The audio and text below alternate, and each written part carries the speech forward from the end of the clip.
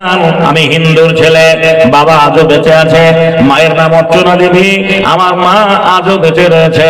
বাবার একটাই ছেলে, আর কোনো ভাই ছিল না, দুটো বোন, তাদের বিয়ে হয়ে গেছে। বাবা মাই আমার নাম রেখেছিল শ্রী মিলন কুমার রাজেন্দ্র। ঈমান আনার পরে, কালেমা পড়ার পরে, মুসলমান হওয়ার পরে আমার উস্তাদে মোহতারাম মাওলানা আব্দুল্লাহ সালাফির আব্বাজান ইসমাইল শামসী সাহেব আমার নাম রেখেছিলেন মোহাম্মদ হাবিবুল্লাহ। সারা বাংলাতে আমি হাবিবুল্লাহ নামে পরিচিত। বাড়ি আমার সাউরাই, পশরবের ভোলা থানা আমার সাগরদিঘি, মুর্শিদাবাদ জেলা। নামটি আগে মিলন ছিল, এখন হাবিবুল্লাহ। সকলকে জানিয়া গেলাম, দেখবে খোদা তাআলা জাতিতে মনে হিন্দু ছিলাম, এখন মুসলমান। নামাজ পড়ে রোজা রেখে এনেছে ইমান। আমার সময় সংকীর্ণ, যার জন্য বন্ধুরা আমার কান ছাট করে আমাকে আমার জায়গায় যেতে হবে। মা খালারে আমার, বুবুরে আমার, ওরে আমার বোন রে, আমি কেমন করে মুসলমান হলাম জোরে বলে, এটা আপনাদের শোনার দরকার আছে না নেই? হ্যাঁ, আমি একটা অমুসলমানের ছেলে, 5 ওয়াক্ত নামাজ পড়ি, যে মসজিদে আজান দিই নামাজ পড়ি। এই ছেলেটাকে জিজ্ঞাসা করে আমার মামা। আমি যে গ্রামে থাকি যুগল, এই গ্রামের একটা লোক আছে, এই গ্রামের একটা লোক আমাদের গ্রামে থাকে, আব্দুল আলিম বলে নাম। 15টা মসজিদ আছে বর্তমানে গ্রামে। আমার 6 নম্বর মসজিদের সামনে আমার বাড়ি। আমি বাড়িতে থাকলে আমার আগে কেউ আজান দিতে পারে না, আমি সেই মানুষটা। বন্ধুরে আমার, রাত 3টায় মসজিদে যাই, যত রাত জাগি, রাত 3টায় মসজিদে গিয়ে ফজরের নামাজ পড়ে মসজিদ থেকে আসি। হায়রে হতভাগা, তুমি বাপ মুসলমান, মা মুসলমান, 14 পুরুষ মুসলমান, সারা জীবন গরুর মাংস দিয়ে ভাত খেলে, আর নাক ডেকে ফজরে নাক ডেকে ঘুমাও, জি নাক ডেকে ঘুমাও। সুবহানাল্লাহ। কিয়ামতের মাঠে চলো একবার, জি তোমার মুসলমান বলে দাবি করো, চামড়া থাকবে না। আমি আপনাদের সামনে সংক্ষেপে বলবো আমি কেন মুসলমান হলাম। ভাই পরিচয় পেয়ে গেলেন, খুবই আমার ভাইটাল জীবনী আমার মোবাইলের মাধ্যমে আপনারা শুনেছেন, দেখেছেন, কিন্তু সশরীরে কেউ ভাবে শোনেননি। নাকি বলছেন? সশরীরে কেউ শোনেননি। একদিন আমার মা আমাকে মন্দিরে পুজো করতে নিয়ে গেল। জানি না আপনাদের গ্রামে আমার হিন্দু ভাইরা আছে কিনা, তবে আমি হিন্দু ভাইদের শ্রদ্ধা করি। আমি যে মুসলমান হয়েছি এই জন্য কোনো ধর্মকে ঘৃণা করি না। ইসলাম আমাকে শিক্ষা দিয়েছে প্রত্যেকটা ধর্মের প্রতি শ্রদ্ধা, ভক্তি, ভালোবাসা আমার রয়েছে। ইসলাম আমাকে শিক্ষা দিয়েছে লা ইকরাহা ফিদ্দীন, কোন ধর্মের প্রতি জবরদস্তি নেই। লাকুম দীনুকুম ওয়ালিয়া দীন, তুমি তোমার ধর্ম করবে, আমি আমার ধর্ম করব।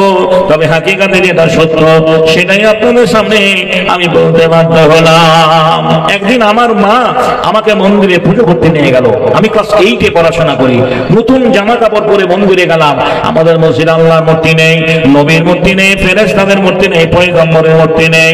মুসলমানরা আল্লাহ ছাড়া কাউকে সিজদা করে না, কিন্তু ওদের ধর্মে আমার হিন্দু ভাইরা এমন একটা সৃষ্টি জীব নেই যার পুজো ওরা করে না। ওরা মাটির পুজো করে, জোরে বলেন করে না? করে না। ওরা গাছের পুজো করে, ওরা গাছের পুজো করে, গাছের পাতার পুজো করে, বেল পাতার পুজো করে, আম পাতার পুজো করে, ওরা গাছের ফলের পুজো করে, নারকেলের ডাবের পুজো করে, করে না? করে না। ওরা চন্দ্রের পুজো করে, সূর্যের পুজো করে, পাহাড়ের পুজো করে, পাথরের পুজো করে, গঙ্গা নদীর পুজো করে, ওরা জলের পুজো করে। এক কথায় পৃথিবীতে এমন একটা সৃষ্টি জীব নেই যার পুজো ওরা করে না। ওরা সাপকেও মনসা দেবী বলে, সাপকেও পুজো করে, করে না? করে না? জোরে বলেন। ওরা ইঁদুরকেও ভগবান বলে মানে। এই নিংহা গ্রামের একটা ছেলে ঢাকের আওয়াজ পেয়ে ওই হিন্দু পাড়ায় চলে গেছে ভোরবেলা। চাচা বলছে, এ আব্দুল, এত ভোরে কোথায় গেছিলিস? ও তো মুসলমানের ছেলে। ওর চাচার চোখ মুখ দেখে তখন বলছে, কি মজা দেখে এলাম চাচা। আরে কি দেখলি রে? বলছে, চাচা গো আগে দিকে রং মাখানো, আগে দিকে রং মাখানো, পেছু দিকে খোঁচা, কি মজা দেখে এলাম চাচা। চাচা বলছে, আর কি দেখলি রে বাপ? বলে, পেট মোটা হয় কনসা ছোনা, তার মাথায় আছে হাতির মাথা, কান দুটো তার কোলের মতো, দাঁত দুটো তার মোলের মতো, পিছনে দেখে এলাম ইঁদুরের বাচ্চা, কি মজা দেখে এলাম চাচা। বন্ধুরা আমার, ভাইরা আমার, বলতে যাচ্ছিলাম সুবহানাল্লাহ। তাহলে বোঝা গেল ওরা ইঁদুরের পুজো করে, ইঁদুরকে ভগবান বলে মানে। ওরা খড়েরও পুজো করে। এই যে ধান লাগিয়েছেন, ধান কাটবেন, খড় হবে, যে খড় গরুতে খায়, গরুর খাদ্য খড়, এই খড় দিয়ে মূর্তির পরিকাঠামোটা বানায়। কি বলছেন? ওরা আগে বানায়, কালকে আমাকে রেখে দেবেন। 1 বোঝা খড় এনে দেবেন, 500 গ্রাম সুতলি এনে দেবেন, একটা বড় লম্বা বাঁশ এনে দেবেন, একটা দা এনে দেবেন। আমি এই মাল বন্ধুরে আমার জি 5 ফুট 6 ফুট হাইটের প্রতিমা বানিয়ে দেখিয়ে দেব। আজও ভুলে যাইনি। 18 বছর ওদের ধর্মে ছিলাম, আমি করেছি, করতে জানি। ওরা খড়েরও পুজো করে, খড়ের পুজো করে কেমন করে আপনাকে বলি। ওদের ধর্মের একটা লোক, তার নাম কালিদাস। এই কালিদাস বলছে, দেখে এলাম হাওড়াতে পড়ে আছে নদীতে, বাঘের মাংস খেয়েছে গরুতে। আচ্ছা ভাই, বাঘের মাংস গরুতে খায় না, গরুর মাংস বাঘে খায়? গরুর মাংস বাঘে খায়, কিন্তু আমি বলেছি বাঘের মাংস খেয়েছে গরুতে, তাহলে এটা ভুল বলেছি? না ভাই রে, ভুল বলি না। দেখবেন ভালো করে, ওদের দুর্গা মায়ের কাছে একটা বাঘ বানানো আছে, সেটাও খড়ের ভেতরে খড় ভরা আছে। পুজো হয়ে গেল, নদীতে ফেলে দিয়েছে। এখন নিগার গরুটা নদীতে পানি খেতে গিয়ে ওই বাঘের খড়গুলো টেনে টেনে খাচ্ছে। কালিদাস সেটাই বোঝাতে চেয়েছে। দেখলাম হাওড়াতে পড়ে আছে নদীতে, বাঘের মাংস খেয়েছে গরুতে। তাহলে ওরা খড়ের পুজো করে, আর কিসে পুজো করে? সাপের পুজো ওরা করে। আমার রাসূল বলেছেন, তুমি নামাজে দাঁড়িয়েছো, দেখছো একটা সাপ, নামাজটা ছেড়ে দাও, সাপটাকে মারো, সে তোমার ক্ষতি করতে পারে। কিন্তু মুসলমান ভাইরা দুধ কলা দিয়ে সাপের পুজো করে। ওদের মহাকবি কালিদাস মাঠ দিয়ে আসছে, আস্তে আস্তে দেখছে একটা পুকুরে পদ্ম ফুল ফুটে আছে, ওই পদ্ম ফুলে একটা ব্যাঙ বসে আছে। ব্যাঙটাকে ধরার জন্য একটা সাপ গেছে, সাপটাকে দেখে ব্যাঙটা পানিতে লাফ মেরে দিল। কালিদাস বলছে, হরির উপরে হরি, জলের উপরে পদ্ম ফুল, তারপরে একটা ব্যাঙ। বলে হরি শোভা পায়, হরিকে দেখিয়া হরি হরিতে লোকায়। কালিদাসের পরিভাষায় ব্যাঙ হরি, সাপ হরি, জল হরি। কিছু মাথা মোটা মুসলমান আছে, মুকসুদ্দির মাস্টার, জীবনেও আজান হয়, মসজিদে যায় না, ভারসালা মোড়ে ভোটের সময় বলে, তোদের হরিয়ান আমাদের আল্লাহ। এই হতভাগা, হরি আল্লাহ, হরি আল্লাহ এক নয়। ভগবানের ভগবতী আছে, ঈশ্বরের ঈশ্বরী আছে, নারায়ণে নারায়ণী রয়েছে। আল্লাহ এমন একটা গুণবাচক সেবাতি নাম, যার আগে বেঁচে কেউ নেই। তাই তো আল্লাহর জমিনে আল্লাহ ছাড়া কাউকে সেজদা করা যাবে না। আমি হিন্দুর ছেলে, মাকে বললাম, মা আমি তো পুজো করবো, এদের জন্ম কোথায়, এদের আদি পিতাকে কিভাবে সৃষ্টি হলো মা বলো। এগুলো আমাদের কে হয়? আমার মা বলেছিল, বাবারে এগুলো আমাদের বাবা হয়। যদি এই বাবাদের আমরা পুজো করতে পারি, তাহলে আমরা স্বর্গবাসী হতে পারবো। মাকে বললাম, মা তোমার বাবা তোমার নানা হবে, তোমার মা তোমার নানি হবে, অতএব তোমার বাবাকে আমি কেন বাবা বলবো? আমার হিন্দু ভাইরা যতগুলো পুরুষ দেবতা আছে, সবাইকে ওরা বাবা বলে। শিবকে বাবা বলে, বলে না? বলে না? আমার মা বলে, বাপ বলে, আমি বলি। বন্ধুরে আমার, দুর্গাকে ওরা মা বলে, দুর্গাকে ওরা মা বলে। মাকে বললাম, মা তোমার মা তোমার নানাই হবে, তোমার বাবা তোমার নানা হবে, অতএব তোমার বাবাকে আমি কেন বাবা বলবো? এটা যুক্তিসঙ্গত কথা। আমার মা বলবে বাবা এগুলো বলতে নেই। আচ্ছা, আমি যে কথাগুলো বলছি বুঝতে পারছেন তো? শুধু সময় আমাকে অল্প দিয়েছে, এই জন্য খুব তাড়াহুড়ো করে বলতে হচ্ছে। ভাইরা আমার, বন্ধুরে আমার, আমি বলতে যাচ্ছিলাম যে এমনি ভাবে মায়ের সঙ্গে আমার তর্ক বিতর্ক শুরু হলো। আমার মাকে বললাম, মা যদি এই দেবদেবীদের বাবা বলতে হয়, আমি আমার জীবনে আজ থেকে রাস্তাঘাটে তাকেই দেখতে পাবো, আমি তাকেই বাবা বলে ডাকবো, আর তাকেই তোমাকে স্বামী বলে গ্রহণ করতে হবে। করবে কি তাই বলো? কোন ছেলে যদি তার মাকে হেন প্রশ্ন করে, বুঝতেই পারছেন সে মায়ের মন মানসিকতা কেমন হবে। নিশ্চয়ই সে মা আদর আপ্যায়ন করে কোলে তুলে নেবে না। উগ্র মেজাজ নিয়ে মায়ের সঙ্গে কথোপকথন শুরু হয়ে গেল। মা কি বলেছিলেন, মায়ের প্রত্যুত্তরে কি জবাব দিয়েছে? মন্দিরের প্রথম কথা, প্রভাত বেলায় পড়িয়াছিলাম একটি কিতাব, প্রথম পৃষ্ঠা খুলতে দেখি যুদ্ধের হয়েছে। মা বলল, চলো বাবা করে গিয়ে পুজো, তোমার পিতা আসলে পরে দেব যুদ্ধমজ। আমি বলিলাম, মায়ের তরে ও মা শোনো, কোনটা তোমার আসল পিতা তাকে তুমি চেনো?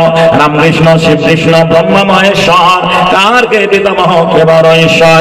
আমার কথা শুনে মা অবাক হয়ে রয়, এদিক ওদিক চাইয়া দেখে কেউ কোথাও নাই।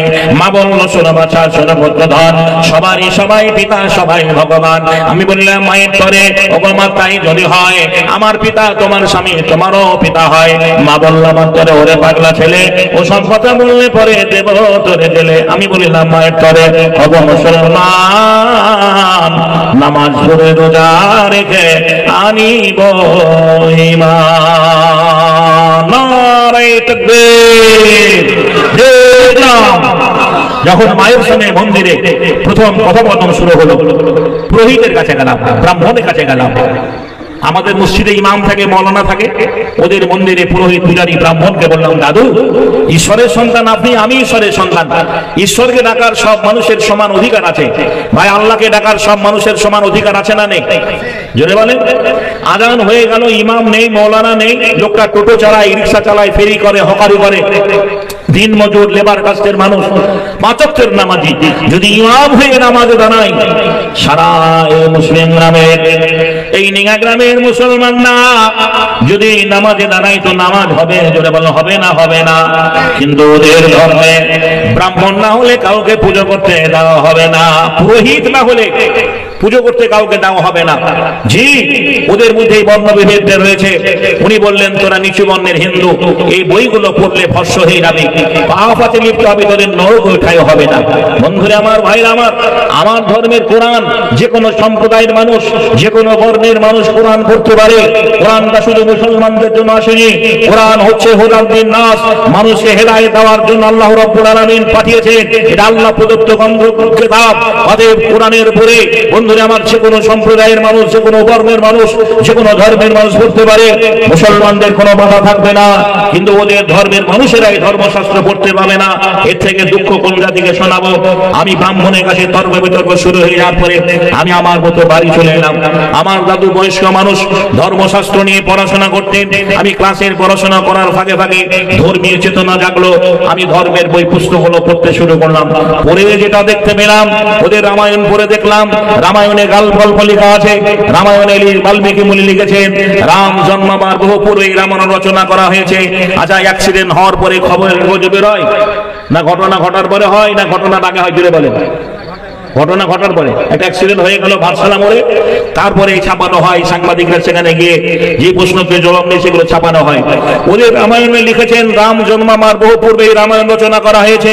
একটা মানুষের জন্ম হয়নি, তার রাজত্ব হলো, কেমন করে কি হলো, সব লেখা হলো। জোরে বলেন, এটা ভুল ভাল না ঠিক? কত ভুল বলবো। আজকের বিজ্ঞান বলছে মোহাম্মদকে কাফেররা বলেছিল, মোহাম্মদ আমরা তোমার ধর্ম গ্রহণ করব। তুমি যদি চাঁদকে দ্বিখণ্ডিত করে দাও, আল্লাহ নবী শাহাদত আমল দিয়ে চাঁদকে দ্বিখণ্ডিত করেছিলেন। প্রত্যেকটা নবীদের হিকমত মর্যাদা আছে আমরা জানি। আল্লাহ রাসূল চাঁদকে দ্বিখণ্ডিত করেছিলেন। নীল আর্মস্ট্রং উড়ি গ্যাগারিং বন্ধুরা আমার চাঁদের মাটিতে গেলেন, দেখলেন একটা রেখা সহজ সরল একটা দাগ কেন আছে। এই দাগটা কেন, এই ফাটলটা কেন, এই ফাটলটা কেন সমীক্ষা করতে গিয়ে দুনিয়ার মাটিতে ওই শেষে তারা কালেমা পড়ে মুসলমান হয়েছিলেন। কোরআন তার উত্তর দিয়েছে, তোমরা আমার কাছে সবিতর জবাব দেবো। উড়ি গ্যাগারিং নীল আর্মস্ট্রং শোনো, কাফেররা 1400 বছর আগে বলেছিল মোহাম্মদ তুমি চাঁদকে দ্বিখণ্ডিত করে দিলে পরে আমরা তোমার দলে হয়ে যাব, তোমার ধর্ম গ্রহণ করবো।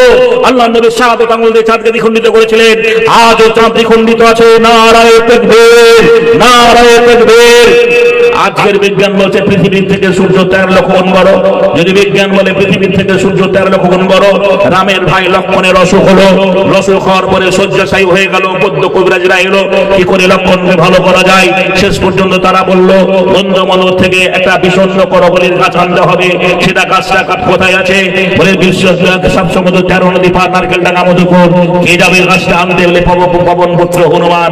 শর্ত হচ্ছে সূর্য উদিত হওয়ার আগে আসতে হবে, সূর্য ওঠার আগে আসতে হবে। রাম ভক্ত হনুমান চলে গেল সেই পর্বতমালায় গিয়ে কত দূরের রাস্তা যেতে যেতে যেতে যেতে যেতে যেতে গাছের নামই ভুলে গেছে। একটা বই দেখেননি বাংলা ছবি, ওকে বলেছে চিড়া আনতে, ভালো জিরা আনতে, ও ভালো এক প্যাকেট চিড়া এনে বসে আছে, চিড়া এনে বসে আছে, যে ভুলে গেছে। দেখেননি বাংলা ছবিটা? তো ওই হনুমান অবস্থা, রাম ভক্ত হনুমান একদম সব জায়গাতে জয় শ্রীরাম জয় শ্রীরাম চলছে। এই জয় শ্রীরামের ভক্ত হনুমান যে গাছের কথা ভুলে গেছে। আর শক্ত হচ্ছে সূর্য ওঠার আগে আনতে হবে। তাই হনু দেখছে যে সূর্য উঠছে লাল হয়ে। হনু বলছে ভাই তুই কে? তো বলছে আমি ভানু। সূর্যের অপর নাম ভানু, সংস্কৃত ভাষায় সূর্যকে ভানু বলা হয়। বলছে আমি হনু। আয় ভাই দুজনে মিতালি করি। মিতালি করতে গিয়ে বুকে ধরতে গিয়ে হনুমান বগলে সূর্যকে ডেবে নিল। মাথা মোটা, কোটি কোটি মাইল দূরে সূর্য আছে, তার রোদ সহ্য করতে পারি না। ফাল্গুন চৈত্র মাসে এসি ঘরেও থামতে পারে না মানুষ, মাটি তামা হয়ে যায়। আর বলছে হনুমান সূর্যকে বগলে দেবে, সেটা গেজাই দম দিয়ে লেখা। একটার পর একটা এইভাবে অনেক প্রশ্ন উত্তর আছে, আমি ওই দিকে যাব না। আমি বললাম কি, ওরা পুরাণ বললাম, ওরা বলেন আমাদের পুরাণ তোদের কোরআনে কি? কোরআনে বলেছেন মূর্তি পূজা হারাম, মূর্তি পূজা নিষেধ। ওদের পুরাণে বলেছেন শ্রেষ্ঠ পূজা কাকে বলে? ধাতবা চান মাটির মূর্তি, কাজকে দর্শ গঠনে, আদব চালার পাকা কলা, কাজকে তোর আয়োজনে, মেষ ছাগল মহিষ জাতি, কাজকে তোর বলিদানে, জাগরামকে করলে পূজা অহংকারে মনে মনে, মিলুকে তারে করবে পূজা জানবে না রে জগৎ জনে, তুমি ভক্তি সুদা খাইয়ে তারে তৃপ্তি করো আপন মনে। দেখা গেল না মনের ভক্তিতে ডাকে একটাই জাতি তারা মুসলমান। আমরা যাকে বলি লা ইলাহা ইল্লাল্লাহু মুহাম্মাদুর রাসূলুল্লাহ, বেদে বলা হয়েছে, বেদকে লিখেছেন মনু। এই মনু হচ্ছে আর্য ঋষি। মনু বলেছেন লা ইলাহা মুহাম্মাদুর রাসূলুল্লাহ সর্বাং সুন্দরাং পরমাং সুন্দরাং ওল্লাং দৃষ্টাং সৃষ্টাং পরমাং পুণ্যাং ব্রহ্মাং আল্লাহ বিতাং। এভাবে আজও পুজো করা হয় যাতে অন্য জাতিরা শুনতে না পায়, তার জন্য ঢোক ঢাল বেশি করে বাজা হয়, কারো কানে যেন আওয়াজ না যায়। মোহাম্মদকে ওরা গুরু বলে মানে। জোরে বলুন সুবহানাল্লাহ। জি, আবু জাহাল বলেছিল তোমাকে ভাতিজা ভালোবাসা, যা চাইবে দেব, কিন্তু বাপদাদার ধর্ম তো পরিত্যাগ করতে পারবো না।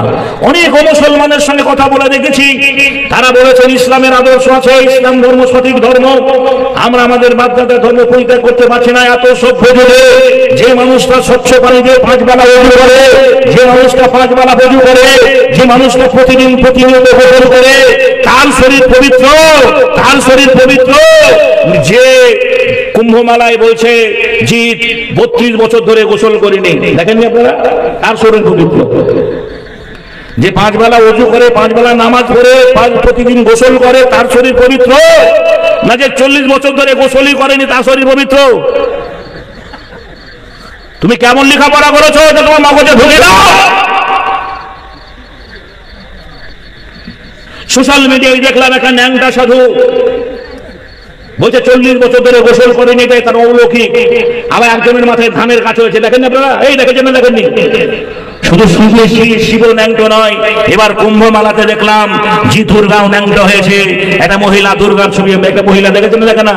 একটা মহিলা যে জাতি হিজাব পরে, যে জাতি পর্দার পশিদার কথা বলেছে, যে জাতি পর্দার কথা বলেছে, যে ধর্ম পর্দার কথা বলেছে, যে একটা মেয়ে সাবালিকা হয়ে গেলে পরে তাকে পর্দা করতে হবে, তার কি বলছে নির্জব ঢেকে রাখতে হবে, ঢেলা পোশাক করতে হবে, তারা সভ্য হলো না। আর যারা ধেই ধেই করে ন্যাংটো করে ঘুরে বেড়ালো, তাদের পিছনে লক্ষ লক্ষ ডলারের টাকা খরচ করলো কেন্দ্র সরকার। জন্য বলে ঠিক না? ঠিক।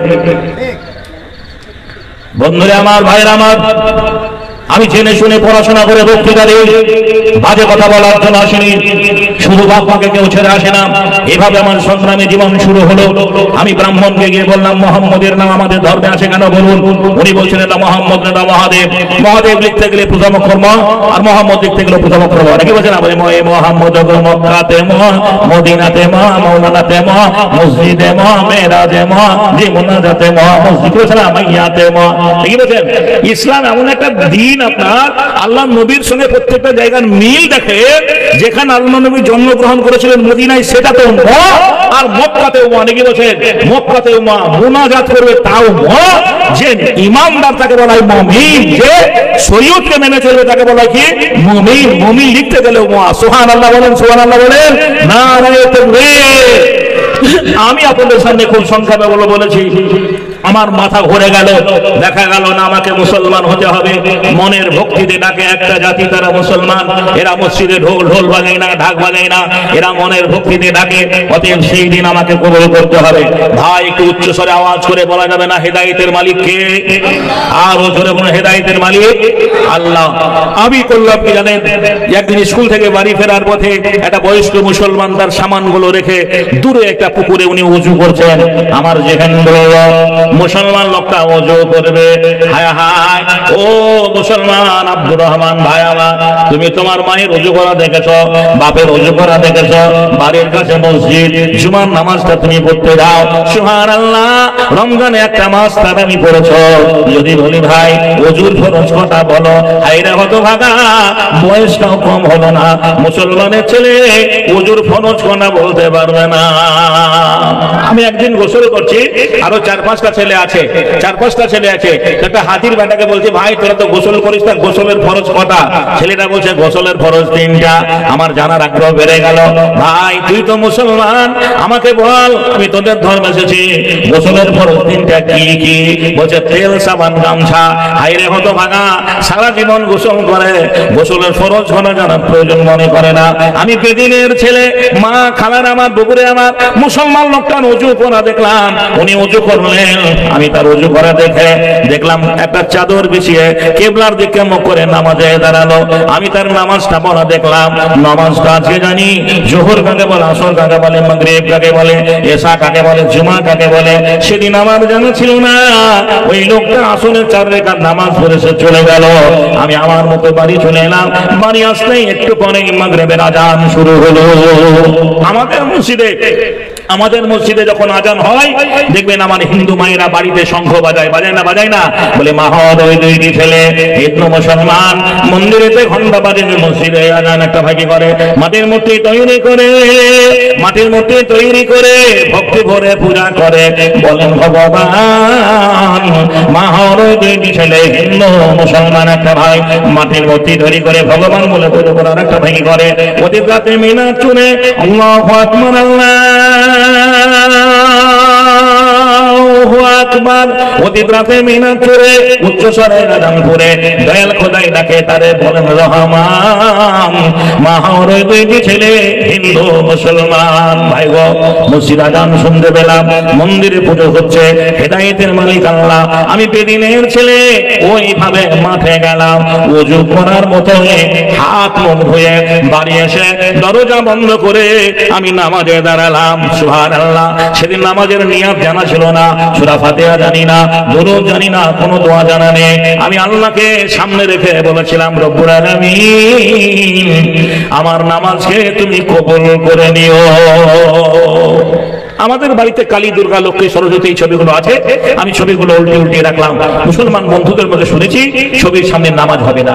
সিনেমার বাজার যখন ছিল, গ্রামে গ্রামে ভিডিও হল ছিল, তখন দেখতাম মুসলমানরা জি কি বলছেন আপনার আর রামপুরহাট থেকে বাড়ি আসার পথে, মেলা দেখে বাড়ি আসার পরে এই ছবিগুলো টাঙিয়ে রাখতো, এরকম ছবি টাঙিয়ে রাখতো। জয় আপনারা, হেমা মালিনী, মাধুরী, শাহরুখ খান, জিৎ, কাজল, সানিয়া মির্জা। আর তাছাড়া তো ছবি দেখার জন্য মেশিন আজও মুসলমানদের বাড়িতে আছে। কেমন মেশিন আছে? বলে চোখ গেল, কান গেল, চোখ গেল, কান গেল, মান গেল, ইমান গেল রে, দিশান্ত নাই টিভির জ্বালায়, নাউজুবিল্লাহ, নগ্ন ছবি ফেলছে রে কায়দায়, দিশান্ত নাই টিভির জ্বালায়। বড় সবে বেবির সব ফিসিয়ার দেখে, কসমেটিক্যাল লিপস্টিক ঠোঁটে মুখে মেখে, বেগম কোথায় আসরে জমাই, বেগম কোথায় আসরে জমাই, সাহেবের নাই জানা, পুরো ফিল্মে রঙিন আলোয় বাবু যে রাত কানা, দিশান্ত নাই টিভির জ্বালায়। নৈশক ভাবে যাই রে বেবি, যেন টানা কাটা পড়ে, ভ্যানিটিরা ঘাটে নিয়ে দেখায় রূপের বাহাদুরি, বিবি নাচে পরের সাথে, পরে সে বিতালি, নেশার ঘরে পাগল হয়ে স্বামী দেয় হাততালি, দিশান্ত নাই টিভির জ্বালায়, সিংড়ির জ্বালায়। আমি আমার ছবিগুলোকে, ওই ছবিগুলোকে উল্টিয়ে বেমুখ করে নামাজে দাঁড়ালাম। শুধু বলেছিলাম, রব্বুল আলামিন আমি মুসলমানের ছেলে, আল্লাহ রব্বুল আলামিন আমার নামাজকে তুমি কবুল করে নিও। আমি এইভাবে নামাজ পড়েছি, তবু আজও নামাজ ছেড়ে দিইনি। আর আপনারা মুসলমান হলে সূত্রে মুসলিম, জন্মসূত্রে মুসলিম হওয়ার পরে বন্ধুরে আমার আজও আপনারা নামাজ পড়েন না। আফসোস লাগে, দুঃখ লাগে। আমি মুসলমানদের কাছ থেকে পরের দিন স্কুলে গেলাম, সহপাঠী বন্ধুদের বললাম, ভাই তোরা যে নামাজ পড়িস সে নামাজের কায়দা কোন আমাকে শিখিয়ে দিতে হবে, জানিয়ে দিতে হবে। আমার বন্ধু আমাকে বললো, দেখ মিলন, আমরা মুসলমান বটে, কিন্তু ঈদ একবার যাই, বকরিদ একবার যাই, সবাই দেখো আমরাও তাই করি। কিছু মুসলমান আছে দেখবেন রমজান মাস এলে নামাজের গুরুত্ব দেয়, রমজান মাসেই নামাজ পড়ে, যেই রমজান চলে যায় আর সে কি বোঝেন, আমরা মসজিদে আমরা নামাজ পড়তে যাই না। আমি মুসলমান ছেলেদের কাছ থেকে নামাজের কায়দা কোনো জানতে পারলাম না। বাংলায় একটা দিনী আছে